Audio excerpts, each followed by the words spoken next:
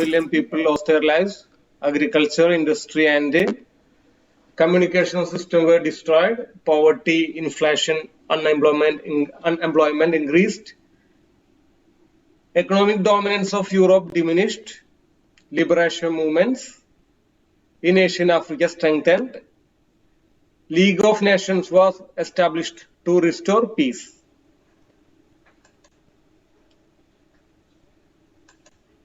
ദശലക്ഷക്കണക്കിന് ജനങ്ങൾക്ക് ജീവഹാനി സംഭവിച്ചു. കൃഷി വ്യവസായ വാർത്താവിനിമയം തകർന്നു. ദാരിദ്ര്യം, തൊഴിലില്ലായ്മ, നാണയപ്പെരുപ്പം എന്നിവ വർദ്ധിച്ചു. യൂറോപ്പിന്റെ സാമ്പത്തിക മേധാവിത്വം ദുർബലമായി. ഏഷ്യയിലെയും ആഫ്രിക്കയിലെയും സ്വാതന്ത്ര്യ സമരങ്ങൾ ശക്തിപ്പെട്ടു. ലോക സമാധാനം സംരക്ഷിക്കാൻ സർവരാഷ്ട്ര സഖ്യം രൂപം കൊണ്ടു. ഇതാണ് നമ്മൾ പഠിച്ച ഒന്നാമത്തെ ക്വസ്റ്റ്യൻ. ഫസ്റ്റ് വേൾഡ് വാറിന്റെ റിസൾട്ട്, ഫസ്റ്റ് വേൾഡ് വാറിന്റെ ഒന്നാം ലോക മഹായുദ്ധത്തിന്റെ ഫലങ്ങൾ. രണ്ടാമത്തെ ക്വസ്റ്റ്യൻ നമ്മൾ പഠിച്ചത് Versailles, the treaty of Versailles, Versailles സന്ധിയാണ്. ഇത് ജർമ്മനിയും സഖ്യകക്ഷികളും, ജർമ്മനിയും ഒന്നാം ലോക മഹായുദ്ധത്തിൽ വിജയിച്ച രാജ്യങ്ങളും തമ്മിൽ ഒപ്പുവെച്ച സന്ധിയാണ് വേഴ്സായ് സന്ധി. The treaty of Versailles 1919 1919. അതിൽ ജർമ്മനിക്ക് കോളനികളൊക്കെ, ജർമ്മൻ കോളനീസ് ഒക്കെ അവർ ഡിവൈഡ് ചെയ്തെടുത്തു, അവർ വീതിച്ചെടുത്തു. ജർമ്മനി ഹ്യൂജ് എമൗണ്ട്, വൻ തുക ജർമ്മനി നൽകേണ്ടി വന്നു. Huge amount, Germany forced to pay huge amount. Rich mines of Germany were captured. അവർ പിടിച്ചെടുത്തു ജർമ്മനിയുടെ റിച്ച് മൈൻസ്, സമ്പന്നമായ ഖനികളൊക്കെ അവർ പിടിച്ചെടുത്തു. യുദ്ധക്കുറ്റം ജർമ്മനിയുടെ മേൽ കെട്ടിവെച്ചു. War guilt was imposed on Germany and Germany was disarmed. ജർമ്മനിയെ നിരായുധീകരിക്കുകയും ചെയ്തു. ഇതാണ് വേഴ്സായിൽസ് ട്രീറ്റി, വേഴ്സായ് സന്ധി. ജർമ്മനിയുമായിട്ടാണ് ഒപ്പുവെച്ചത്. അതിൽ അണ്ടർലൈൻ ചെയ്ത വേർഡ്സ് നോക്കിയിട്ട് അത് നന്നായിട്ട് പഠിക്കാം. അടുത്ത പോയിന്റ് സാമ്പത്തിക മാന്ദ്യം, 1929 സാമ്പത്തിക മാന്ദ്യം. Economic depression of 1929. അതിൽ നമ്മൾ പറഞ്ഞത് people became pauper, they couldn't afford commodities. ജനങ്ങൾ പാപ്പരായി, അവർക്ക് സാധനങ്ങൾ വാങ്ങിക്കാൻ കഴിവില്ലാണ്ടായി. Goods were kept unsold in factories, ഫാക്ടറിയിൽ സാധനങ്ങളൊക്കെ കെട്ടിക്കിടന്നു, ഉൽപ്പന്നങ്ങൾ കെട്ടിക്കിടന്നു. European nation fail to pay debts to USA. യൂറോപ്യൻ രാജ്യങ്ങൾ അമേരിക്കയിലേക്ക് വായ്പ തിരിച്ചടയ്ക്കുന്നതിൽ വീഴ്ച വരുത്തി, അവർ പരാജയപ്പെട്ടു. ബാങ്കുകളൊക്കെ തകർന്നു, banks collapsed. Inflation became uncontrollable, പണപ്പെരുപ്പം വർദ്ധിച്ചു. തൊഴിലില്ലായ്മയും ദാരിദ്ര്യവും രൂക്ഷമായി. Unemployment and poverty increased. ഇത് ഇക്കണോമിക് ഡിപ്രഷൻ ഓഫ് 1929. 1929 സാമ്പത്തിക മാന്ദ്യം എന്നുള്ള ചോദ്യത്തിന്റെ ഉത്തരാണത്. വളരെ പ്രധാനപ്പെട്ട ക്വസ്റ്റ്യൻ ആണ്. യുദ്ധത്തിന്റെ ഫലങ്ങൾ വേറെ ഉണ്ട്. അത് കഴിഞ്ഞിട്ട് വീണ്ടും 1918 യുദ്ധം കഴിഞ്ഞ് പിന്നെ 11 വർഷം കഴിഞ്ഞപ്പോഴാണ് സാമ്പത്തിക മാന്ദ്യം ഉണ്ടായത്. ഈ സാമ്പത്തിക മാന്ദ്യം ഒക്കെ ഉണ്ടായപ്പോഴാണ് അപ്പൊ ഉള്ള ഗവൺമെന്റുകൾ പോയിട്ട് പിന്നെ ഏത് ഗവൺമെന്റ് വരുന്നത്, പിന്നെ ഏത് ഗവൺമെന്റാ വന്നത്? രണ്ട് സ്ഥലത്ത് അങ്ങനെ സംഭവിച്ചു, ഇറ്റലിയിലും ജർമ്മനിയിലും. അവിടുത്തെ ഗവൺമെന്റിനെ അധികാരത്തിൽ നിന്ന് മാറ്റിയിട്ട് വേറെ ടീമുകൾ അധികാരത്തിൽ വന്നു. അവരാരാ? അവരെന്താ വിളിക്കുക? ഫാസിസ്റ്റുകൾ എന്നാ വിളിക്കുക. നാസിസ്റ്റ് അല്ലെ ഫാസിസ്റ്റ് എന്ന് വിളിക്കുക, ഫാസിസം എന്നാണ് പറയാ. ഇനി അവരുടെ പ്രത്യേകതകളാണ് നമ്മൾ പറഞ്ഞുകൊണ്ടിരുന്നത്. അവരുടെ പ്രത്യേകതകൾ, അവർക്ക് എതിർപ്പുള്ള കാര്യങ്ങൾ എന്തൊക്കെയാ? ഓപ്പോസിഷൻ, ഡെമോക്രസി, സോഷ്യലിസം, ഡെമോക്രസിയും അവർക്ക് ഇഷ്ടമല്ല. ജനാധിപത്യം, സോഷ്യലിസം, ഇതിനോടൊന്നും അവർക്ക് താല്പര്യമില്ല. അവർക്ക് എതിർപ്പാണ്, ഓപ്പോസിഷനാണ്, എതിർപ്പാണ്. പിന്നെ അവര് ഗ്ലോറിഫൈ ചെയ്യുന്ന കാര്യങ്ങള്, അവര് മഹത്വവൽക്കരിക്കുക, ഉയർത്തിപ്പിടിക്കുക, നന്നായി പ്രശംസിക്കുക, ഭയങ്കര സംഭവമായിട്ട് കൊണ്ടു നടക്കുന്ന 4 കാര്യങ്ങളുണ്ട്. ഏതൊക്കെയാ? രാഷ്ട്രം, വംശമഹിമ, യുദ്ധം, ഭൂതകാലം. ഇതിനെ അവർ ഭയങ്കരമായിട്ട് അങ്ങോട്ട് മഹത്വവൽക്കരിക്കും. 4 കാര്യങ്ങളെ രണ്ട് കാര്യങ്ങളോട് അവർക്ക് എതിർപ്പാണ്. 4 കാര്യങ്ങളോട് ഭയങ്കര താല്പര്യമാണ്. അവർ ഗ്ലോറിഫൈ ചെയ്യുന്ന 4 കാര്യങ്ങൾ എന്തൊക്കെയാ? അണ്ടർലൈൻ ചെയ്തിട്ടുണ്ട്. Nation, purity of life, war, past. 4 കാര്യങ്ങൾ അവർ ഗ്ലോറിഫൈ ചെയ്യും. അപ്പൊ നിങ്ങൾക്ക് ഇത് പഠിക്കാൻ എളുപ്പമാക്കാൻ വേണ്ടിട്ടേ ഇതിലെല്ലാറ്റിനും ഗ്ലോറിഫൈങ്, അഡോറിങ്, ജസ്റ്റിഫൈങ് ഒക്കത്തിന് ഒരെണ്ണം തന്നെ കൊടുത്താൽ മതി. ഗ്ലോറിഫൈങ് ആണെങ്കിൽ ഒക്കെ ഗ്ലോറിഫൈങ് വെച്ച് എഴുതി കുഴപ്പമില്ല. Glorifying the nation, glorifying the purity of race, glorifying the war, glorifying the past, അങ്ങനെ എല്ലാത്തിനും ഗ്ലോറിഫൈങ് തന്നെ വെച്ച് എഴുതിയാലും മതി. മഹത്വവൽക്കരിക്കുക, രാഷ്ട്രത്തെ മഹത്വവൽക്കരിക്കുക, വംശമഹിമ മഹത്വവൽക്കരിക്കുക, യുദ്ധം മഹത്വവൽക്കരിക്കുക, ഭൂതകാലം മഹത്വവൽക്കരിക്കുക. അപ്പൊ ഈ 4 കാര്യങ്ങളാണ് അവർ ഗ്ലോറിഫൈ ചെയ്തിരുന്നത്. അവര് മഹത്വവൽക്കരിച്ചിരുന്ന 4 കാര്യം. അപ്പൊ 2 കാര്യത്തോടെ എതിർപ്പ്. ഏതൊക്കെയാ എതിർപ്പുള്ളത്? Democracy and socialism. അവര് ഗ്ലോറിഫൈ ചെയ്തിരുന്നത് 4 കാര്യമാണ്. ഏതൊക്കെയാ? നേഷൻ, ഓക്കെ, ഈ 4 കാര്യങ്ങൾ അവര് നേഷൻ, വാർ, പാസ്റ്റ്. ഓക്കെ. ഇനി അവര് മറ്റൊരു പ്രത്യേകത നമ്മൾ ഇതിൽ പഠിച്ചിട്ടുണ്ട്. ഫസ്റ്റ് വേൾഡ് വാറിന്റെ മുമ്പ് തുടങ്ങിയ അഗ്രസീവ് നാഷണലിസം, അത് അവരുടെ മറ്റൊരു പ്രത്യേകത. അഗ്രസീവ് നാഷണലിസം, തീവ്ര ദേശീയത, അത് നമ്മൾ പഠിച്ചതല്ലേ. സ്വന്തം രാജ്യം ചെയ്യുന്നതൊക്കെ ന്യായീകരിക്കുക, സ്വന്തം രാഷ്ട്രം ശ്രേഷ്ഠമാണെന്ന് കരുതുക. Own nation is supreme and justify their actions. പിന്നെ മറ്റൊരു പ്രത്യേകത ഇവരെന്താ ചെയ്യാന്ന് വെച്ചാലേ, കലാ, സാഹിത്യം, വിദ്യാഭ്യാസം, ആർട്ട്, ലിറ്ററേച്ചർ, എഡ്യൂക്കേഷൻ, ഇതിൽ കൂടെ ഒക്കെ ഒരു ഐഡിയോളജി, TV, റേഡിയോ ഒക്കെ ഉണ്ടല്ലോ, അതൊക്കെ ഉപയോഗപ്പെടുത്തിയിട്ട് നാടകം, കല, സിനിമ, ഇതിൽ കൂടെ ഒക്കെ അവർ അവരുടെ ആശയങ്ങൾ ഇങ്ങനെ പ്രചരിപ്പിക്കും. Art, literature, education. ഇപ്പൊ ഈ ഇതായാലും കണ്ടിട്ടില്ലേ, ഇലക്ഷനൊക്കെ ആയി കഴിഞ്ഞാൽ TV പരസ്യം, പാർട്ടിക്കാരുടെ കണ്ടിട്ടില്ലേ? രാഷ്ട്രീയ പാർട്ടിക്കാരുടെ ഓരോ ചെറിയ ചെറിയ ഷോർട്ട് ഫിലിം ആയിട്ട് വരും. അല്ലെങ്കിൽ റോട്ടിലൊക്കെ അവര് വെച്ച് ഓരോ തെരുവ് നാടകങ്ങൾ നടത്തുക, പാട്ട് ഇറക്കുക, എന്നിട്ട് പാട്ട് പാടിയിട്ട് ഇലക്ഷൻ സോങ്സ് കണ്ടിട്ടില്ലേ? എന്നിട്ട് അവര് ചെയ്ത കാര്യങ്ങളൊക്കെ ഇങ്ങനെ അതിലൂടെ ഇങ്ങനെ പ്രചരിപ്പിക്കും. പിന്നെ അവരുടെ കുറെ അവകാശവാദങ്ങളും അവരെ പറ്റിയിട്ടുള്ള കാര്യങ്ങൾ. Art, literature, education. എഡ്യൂക്കേഷൻ വെച്ചാൽ ടെക്സ്റ്റ് ബുക്കില് ഇപ്പൊ ഓരോരുത്തർ ഭരിക്കുമ്പോ ചില സ്റ്റേറ്റിലൊക്കെ ഉണ്ടാവാറുണ്ട്, അവിടുത്തെ മുഖ്യമന്ത്രി അല്ലെങ്കിൽ അവിടുത്തെ മന്ത്രിമാരൊക്കെ അപ്പൊ അവരെ കുറിച്ച് പഠിക്കാൻ, കുട്ടികളുടെ പുസ്തകത്തിൽ അവരെ കുറിച്ച് പഠിക്കാനൊക്കെ ഉണ്ടാവാറുണ്ട്. അവര് പഠിച്ചുകൊണ്ടിരിക്കും. അപ്പൊ അവരുടെ ടെക്സ്റ്റ് ബുക്കിൽ അവരെ തന്നെ ഫോട്ടോ ഒക്കെ വെച്ചിട്ട് പഠിപ്പിക്കുക. അതുപോലെയൊക്കെ ഇവർ ചെയ്തിരുന്നു. കലാ, സാഹിത്യം, വിദ്യാഭ്യാസം. പിന്നെ സൈനിക സ്വേച്ഛാധിപത്യമാണ് ഒരു പ്രത്യേകത.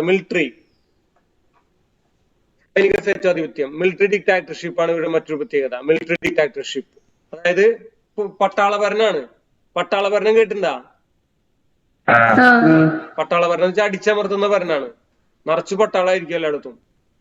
പിന്നെ പൊളിറ്റിക്കൽ റിവൽസിനെയൊക്കെ കൊന്നുകളയും. നമ്മളിവിടെ പൊളിറ്റിക്കൽ റിവൽസിനെ എന്ത് ചെയ്യാ? പ്രസംഗത്തിൽ എന്തെങ്കിലും കുറ്റം പറയും, അത്രേ ഉള്ളോ. പോയിട്ട് കൊന്നുകളയോ, വെടിവെച്ച് കൊല്ലോ ശത്രുക്കളെ? ഒരു പാർട്ടി മറ്റേ പാർട്ടിക്കാരെ ചിലപ്പോ അവര് നേരിട്ട് കണ്ട ഷെയ്ക്കൻ്റെ ഒക്കെ കൊടുക്കും, ചിരിക്കും, വർത്താനൊക്കെ പറയും. പിന്നെ രാഷ്ട്രീയം ഇലക്ഷനൊക്കെ അടുത്ത് കഴിയുമ്പോഴാണ് മുദ്രാവാക്യം അല്ലെങ്കിൽ വല്ല പ്രസംഗത്തിലൂടെ ഒക്കെ അങ്ങനെയുള്ളതുള്ളോ. അങ്ങോട്ടും ഇങ്ങോട്ടും കുത്തുക, അതൊക്കെ ഉള്ളോ. അല്ലാതെ അവര് പോയിട്ട് ബോംബ് വയ്ക്കുക, കൊന്നുകളയൊന്നുമല്ല. പക്ഷെ ഇവരങ്ങനെയല്ല. എതിർ പാർട്ടിക്കാരെ മൊത്തം കൊന്നുകളയും. Destruction of political rivals. എതിർ പാർട്ടിക്കാരെ മൊത്തം കൊന്നുകളയും. രാഷ്ട്രീയ എതിരാളികൾ ഉന്മൂലനം ചെയ്യുക, നശിപ്പിക്കുക. അതാണ് ഇവരെ മറ്റൊരു പ്രത്യേകത. ഇങ്ങനെ ഫാസിസ്റ്റ് ആയിട്ട് വന്ന 2 പേരാണ് ഇറ്റലിയിലത്തെ മുസോളിനിയും ഇറ്റലിയിലത്തെ ബെനിറ്റോ മുസോളിനി, അതുപോലെ ഹിറ്റ്ലർ, ജർമ്മനിയിലെ ഹിറ്റ്ലർ. ഇവർ 2 പേരാണ് ഈ 2 ടീമായിട്ട് വന്നത്. അപ്പൊ മുസോളിനി എന്തൊക്കെയാണ് ചെയ്തത് നോക്കാം. വേർഡ്സ് ആദ്യം വായിക്കാം. Benito Mussolini got nothing. Italy got nothing in the first world വാർ. അതായത് 1-ാം ലോക മഹായുദ്ധത്തിൽ ഇറ്റലിയിൽ ജയിച്ചിട്ടുണ്ടായിരുന്നു, പക്ഷെ ഇറ്റലിക്ക് കാര്യമായിട്ടൊന്നും ലഭിച്ചില്ല. Italy got nothing in the first world war. പറഞ്ഞു നോക്കി എല്ലാവരും.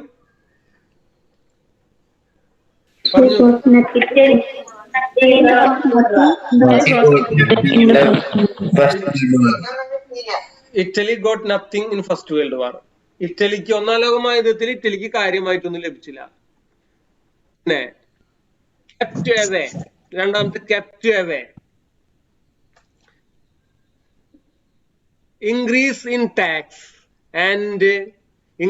tax and inflation kept people away from government. നികുതി വർധനവും പണപ്പെരുപ്പവും ഗവൺമെന്റിനെ ജനങ്ങളിൽ നിന്ന് അകറ്റി. നികുതി വർധനവും പണപ്പെരുപ്പം 2 കാര്യങ്ങളാണ് ജനങ്ങൾ ഗവൺമെന്റിൽ നിന്ന് അകലാനായിട്ട് കാരണമായത്. 2 കാര്യങ്ങൾ ഏതൊക്കെയാ? ജനങ്ങള് keep away, increase in tax and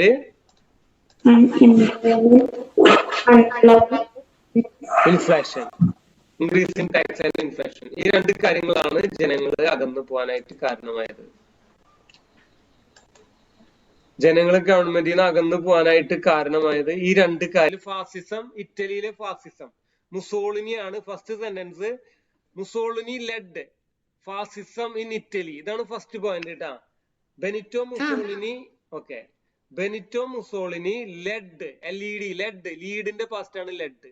Benito Mussolini led fascism in Italy കേട്ടാ. ബെനിറ്റോ മുസോളിനിയാണ് ഇറ്റലിയിൽ ഫാസിസത്തെ നയിച്ചത്.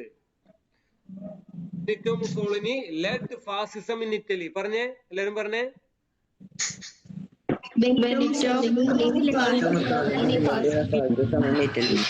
Okay, Benito Mussolini led fascism in Italy. Benito മുസോളിനിയാണ് ഇറ്റലിയിൽ ഫാസിസത്തിന് നേതൃത്വം നൽകിയത്. ബെനിറ്റോ മുസോളിനിയാണ് ഇറ്റലിയിൽ ഫാസിസത്തിന് നേതൃത്വം നൽകിയത്. Benito Mussolini led fascism in Italy. ഇനി രണ്ടാമത്തെ point, Italy got nothing in first world war. ഒന്നാം ലോക മഹായുദ്ധത്തിൽ ഇറ്റലിക്ക് കാര്യമായിട്ടൊന്നും ലഭിച്ചില്ല. പിന്നെ increase in tax and inflation kept people away from government. നികുതി വർധനവും പണപ്പെരുപ്പവും ജനങ്ങളെ ഗവൺമെന്റിൽ നിന്ന് അകറ്റി. പിന്നെ അടുത്തത് പിന്തുണച്ചു, സപ്പോർട്ട് ചെയ്തു. അത് മുതലാളിമാര് സപ്പോർട്ട് ചെയ്തത് ഫാസിസത്തെയാണ്, സമ്പന്നരായിട്ടുള്ള ആളുകൾ. ഇൻഡസ്ട്രിയലിസ്റ്റ് സപ്പോർട്ടഡ് ഫാസിസം. പറഞ്ഞേ.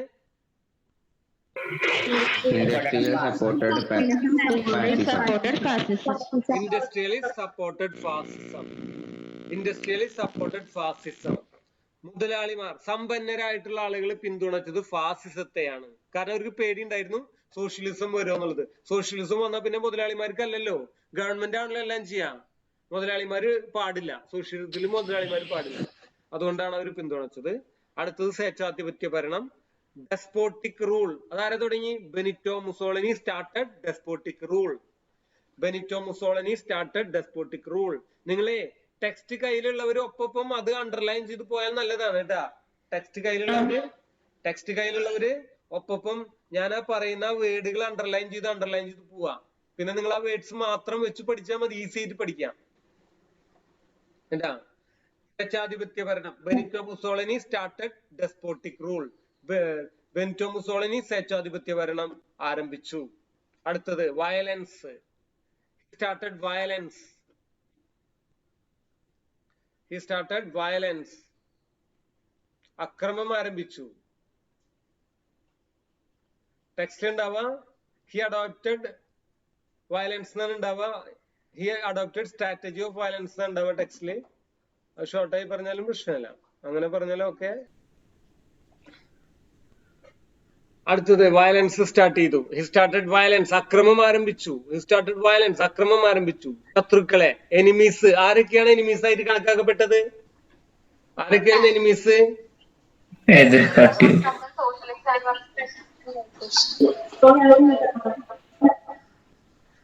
ആരൊക്കെയാ? people, socialists.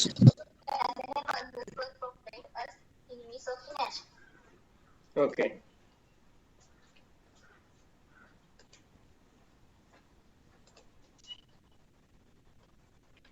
മുസോളിനിയിൽ കാണാം socialist leaders, socialist and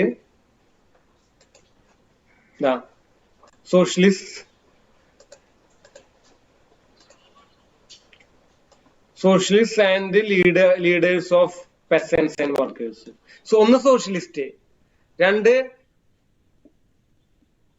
leaders of peasants and workers. മൂന്ന് ഇവര് രണ്ടുപേരെയാണ് എനിമീസ് ഓഫ് നേഷൻ ആയിട്ട് മുസോളിനി കൺസിഡർ ചെയ്തത്, ഡിക്ലെയർ ചെയ്തത്. രണ്ട് കൂട്ടരെ, ഒന്ന് സോഷ്യലിസ്റ്റുകള്, രണ്ട് leaders of peasants and workers. സോഷ്യലിസ്റ്റുകളെയും പിന്നെ കർഷക തൊഴിലാളി നേതാക്കളെയും, ഇവർ രണ്ടുപേരുമാണ് മുസോളിനി രാജ്യത്തിന്റെ ശത്രുക്കളായിട്ട് പ്രഖ്യാപിച്ചു.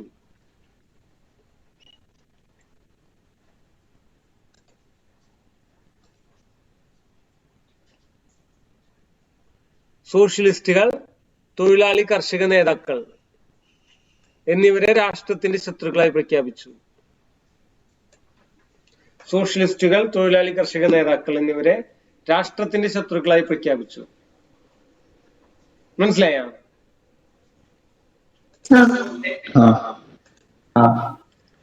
അതാണ് enemies of nation. Enemies of nation, രാജ്യത്തിന്റെ ശത്രുക്കൾ. എനിമീസ് ഓഫ് നേഷൻ, രാജ്യത്തിന്റെ ശത്രുക്കളായിട്ട് പ്രഖ്യാപിച്ചത് അവരെയാണ്. വധിച്ചു. ആരനെ വധിച്ചത്? ആരനെ Those who വധിച്ചത്? opposed the fascist party were executed. ആ, പാർട്ടിനെ എതിർത്തവരൊക്കെ അവർ വധിച്ചു. പാർട്ടിയെ എതിർത്തവരെ, ഫാസിസ്റ്റ് പാർട്ടിയെ എതിർത്തവരൊക്കെ അവർ വധിച്ചു കളഞ്ഞു. Those who were opposed to fascist party were executed.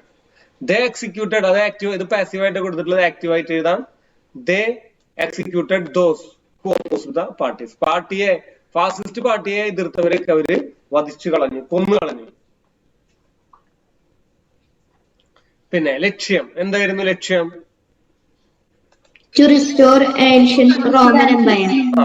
their aim, his aim, മുസോളിനിയുടെ എയിം ആയിരുന്നു റീസ്റ്റോർ ചെയ്യാ, വീണ്ടും കൊണ്ടുവരാം ഏൻഷ്യന്റ് റോമൻ എംപയർ, പണ്ടത്തെ റോമ സാമ്രാജ്യം, അത് വീണ്ടും കൊണ്ടുവരിക എന്നുള്ളതാണ് ആളുടെ ലക്ഷ്യമായിട്ട് ആള് പറഞ്ഞത്. അതായത് ഇപ്പൊ നമ്മൾ പറയാ പണ്ടത്തെ രാജാക്കന്മാരെ കാലം ഉണ്ടല്ലോ, അതേപോലെ ഇപ്പൊ ആക്കണം എന്ന് പറഞ്ഞാൽ അതേപോലത്തെ ഒരു അവസ്ഥയാണ് അവിടെ ഉണ്ടായത്. ഏൻഷ്യൻ റോമൻ എംപയർ അവർക്ക് അവരുടെ, ഇപ്പൊ നമ്മളിവിടെയൊക്കെ പണ്ടത്തെ രാജാക്കന്മാരൊക്കെ കഥകളൊക്കെ ഉണ്ടല്ലോ, രാമായണം, മഹാഭാരതം, ആ കാലഘട്ടത്തിലേക്കുള്ള കഥകള്, ആ കാലഘട്ടത്തിലേക്ക് നമ്മള് തിരിച്ചു കൊണ്ടുപോകണം. ഇന്നത്തെ അവസ്ഥക്ക് ഇതുപോലത്തെ ഇന്നത്തെ എല്ലാം മാറ്റിയിട്ട് സംസ്കാരമൊക്കെ അതേപോലെ ആക്കണം എന്ന് പറയാം. അതേപോലത്തെ അവസ്ഥയാണ് മുസോളിനി പറഞ്ഞത്. എന്ത്? His aim was to restore ancient Roman empire. ആളുടെ ലക്ഷ്യം പുരാതന റോമ സാമ്രാജ്യത്തിന്റെ പുനഃസ്ഥാപനം, അതായിരുന്നു ലക്ഷ്യം. പിന്നെ പ്രതീകങ്ങള്, സിംബൽസ്.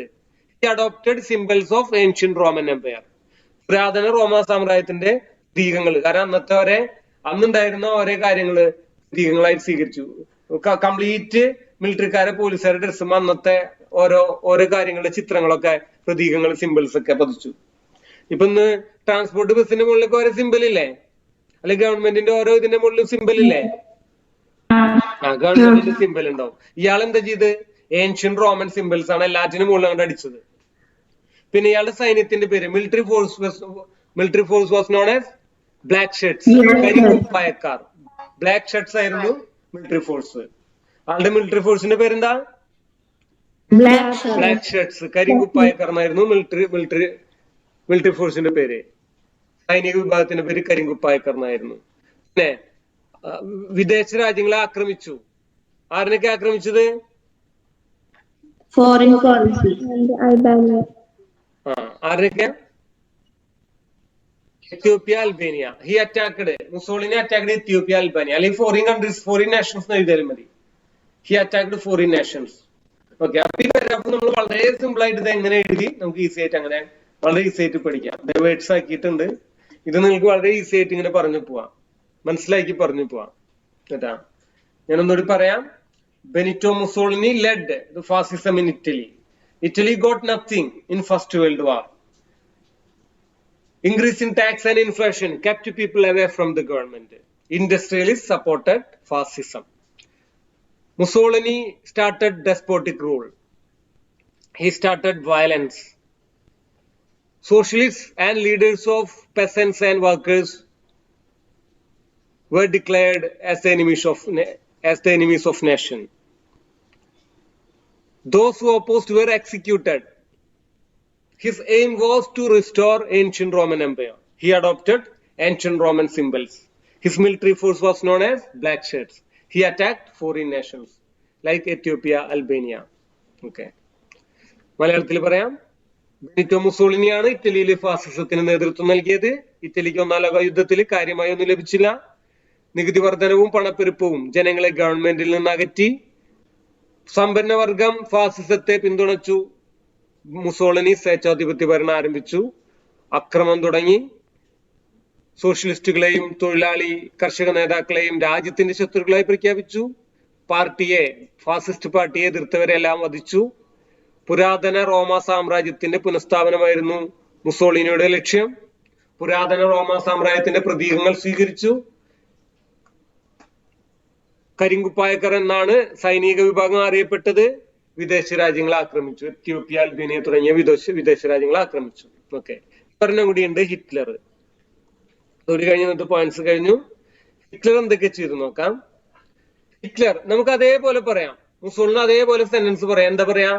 Hitler led Nazism.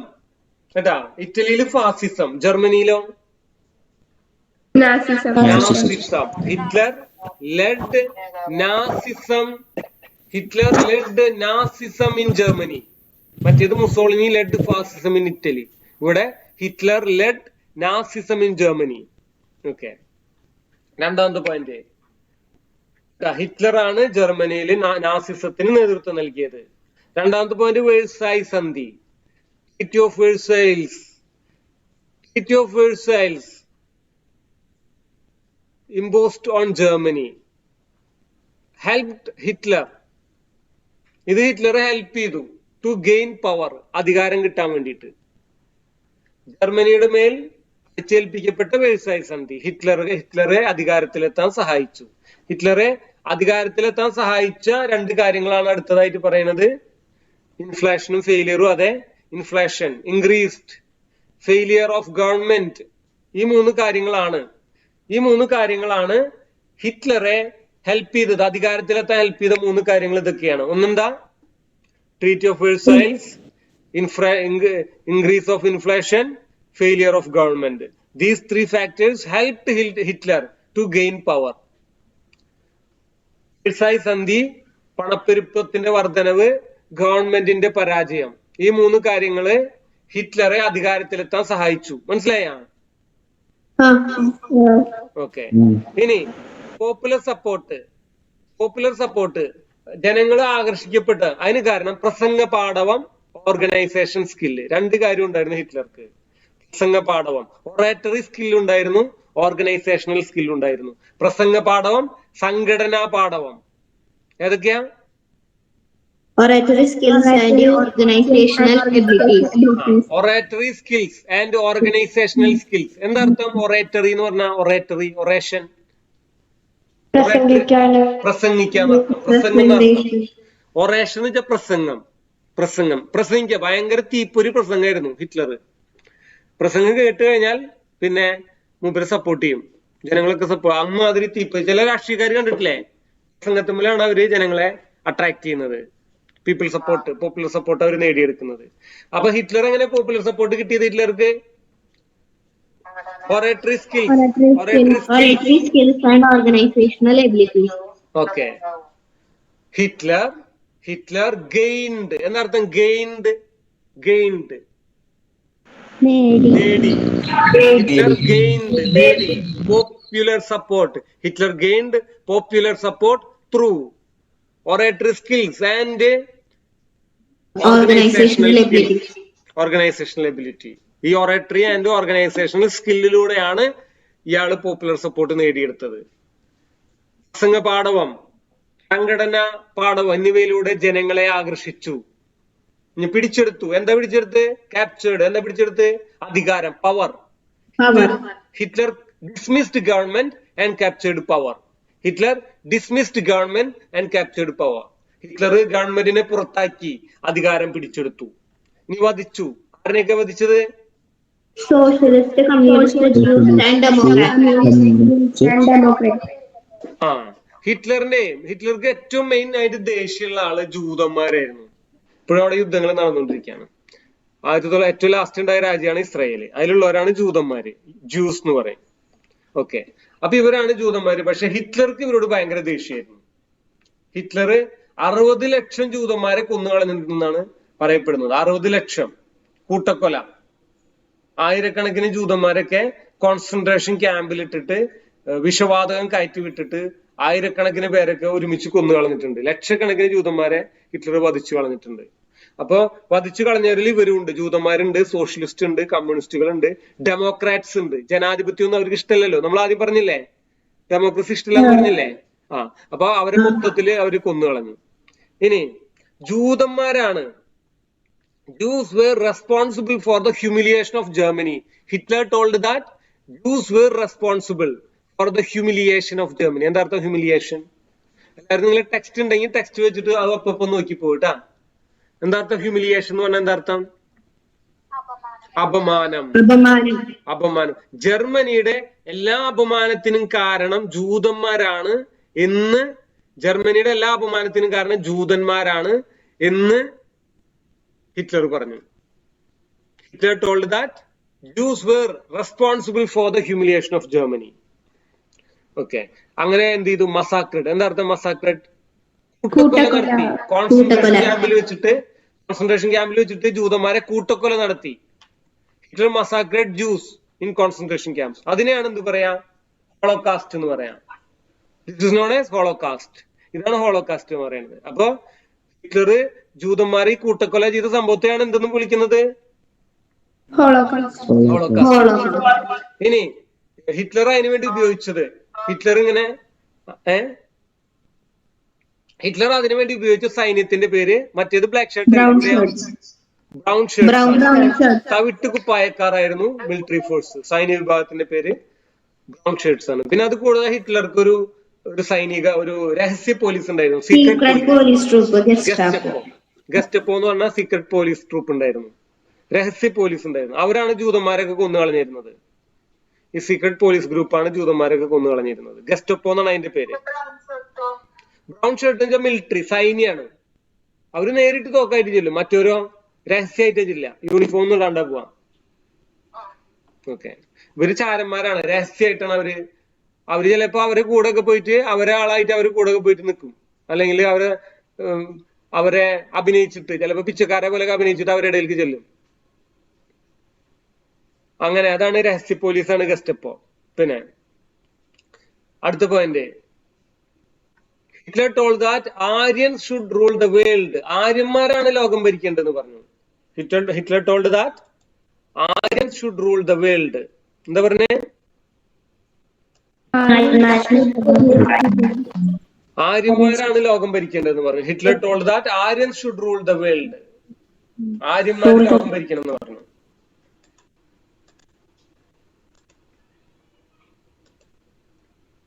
പിന്നെ he banned other parties, all other parties. മറ്റുള്ള പാർട്ടിക്കാരൊക്കെ ബാൻ ചെയ്തു. he banned all other parties. മറ്റു പാർട്ടികളൊക്കെ ബാൻ ചെയ്തു. പിന്നെ he attacked foreign countries, വിദേശ രാജ്യങ്ങളെ ആക്രമിച്ചു.